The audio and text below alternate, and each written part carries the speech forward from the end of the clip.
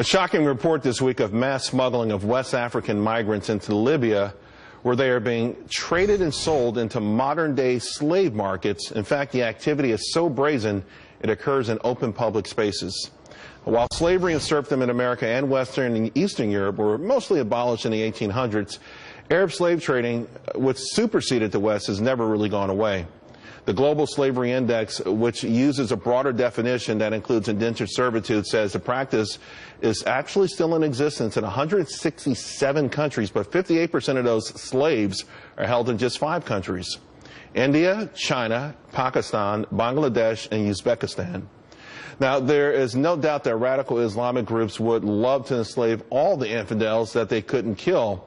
In my opinion, this should add even more urgency for the civilized world to stop their advance and erase their existence. Here to discuss, Jillian Melcher and Gianna Caldwell. Jillian, what are your thoughts on this? I mean, it's really, I think a lot of people don't know this is going on. This is such an important topic, and I'm so glad you're bringing it up. So in Iraq, I actually met a Yazidi woman who escaped from Islamic sexual slavery with the Islamic State.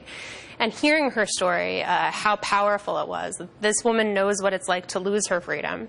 It really moved me, and I think this is they don't get talked a lot about, the Yazidi women, but there are about 2,000 of them that have been held in sexual slavery by ISIS. It's a major revenue source for the Islamic State, and it's a growing problem, and I think it has not gotten the attention it deserves. No, it hasn't. Gianno, what do you make of the number being so high around the world, and a period where we feel like, you know, the planet has advanced and big chunks of it haven't? Yeah, it's completely and totally unfortunate. There's about 40 million sex slaves out there globally. If we look at what ISIS has done, they've created, in some cases, pamphlets for their jihadists to take and give out that lets the individuals know what they can do with the sex slaves, including selling women and children for $25 and passing them out to their friends.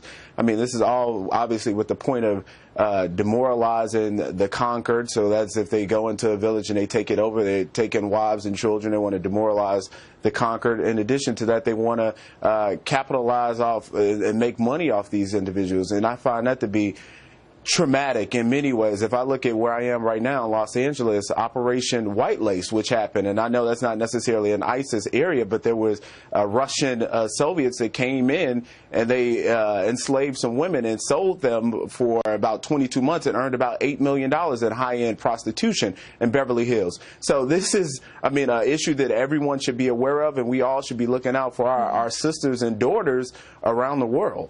And yet, Jillian, in America, the so-called feminist movement is, you know, the greatest thing is that Donald Trump does not share their political ideology. I mean, is there a lost opportunity amongst women in this world, but particularly in the West, to address this issue and you know, themselves? I'm wondering why it doesn't resonate even more with those so-called groups, those so-called feminist groups. You know, this is a bipartisan issue, and I think it does resonate with them. You don't see it getting a lot of attention because there is so much else in domestic politics. I saw them protest in 20 states, 8 million, and they had the hats, and they're going crazy over President Trump and what he may or may not do. He was in office a day. How come they're not upset about this? Well, I think they would be, they are, but it's a little unfair to say that they're not. But if you look at what the Islamic State has done, I think that what we're seeing as a difference here is Dabiq, their publication, actually put out a very detailed justification for that. They're not only arguing that it's a financial thing, they're making the moral case for slavery, and that's something that we haven't seen in a long time. It's deeply disturbing. Yeah. I think as we're talking about the refugee debate in particular, these 2,000 women, the Yazidi women who are at risk,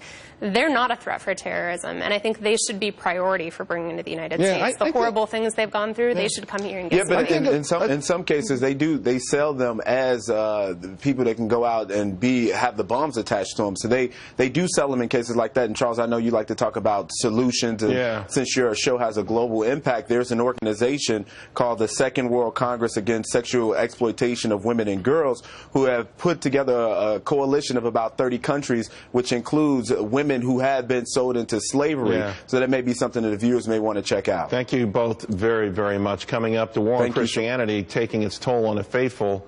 In fact, in Egypt, the Coptics won't even be celebrating Easter this weekend. We'll be right back.